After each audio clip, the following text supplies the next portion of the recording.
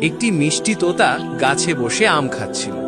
হঠাৎ নিচে এক অদ্ভুত মানুষকে হাসতে দেখে সে অবাক হয়ে জানতে চাইল, তুমি কে, হাসছো কেন? লোকটি গম্ভীর স্বরে বলল, আমি মৃত্যুর দূত, তোমার সময় ফুরিয়ে এসেছে, আজই তোমার শেষ দিন। ভয়ে তোতাটি দিক বিদিক জ্ঞানশূন্য হয়ে এক দরবেশের কাছে গিয়ে আশ্রয় চাইল।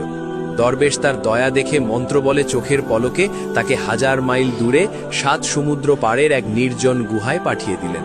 তোতা হাফ ছেড়ে ভাবল, যাক, আজ বেঁচে গেলাম। অল্প পরেই মৃত্যুর দূত দরবেশের সামনে এসে হাজির হল। দরবেশ রাগান্বিত হয়ে জিজ্ঞেস করলেন, কেন বেচারা তোতাটিকে ভয় দেখাচ্ছিলে? দূত মুচকি হেসে বলল, আমি ভয় দেখাচ্ছিলাম না, অবাক হচ্ছিলাম, কারণ বিধাতা ওই তোতাটির মৃত্যু লিখেছিলেন এই দূরের গুহাটিতে একটি বিড়ালের হাতে। আমি ভাবছিলাম এইটুকু পাখি এত অল্প সময়ে এখানে আসবে কি করে, কিন্তু আপনিই তাকে মৃত্যুর ঠিকানায় পৌঁছে দিলেন।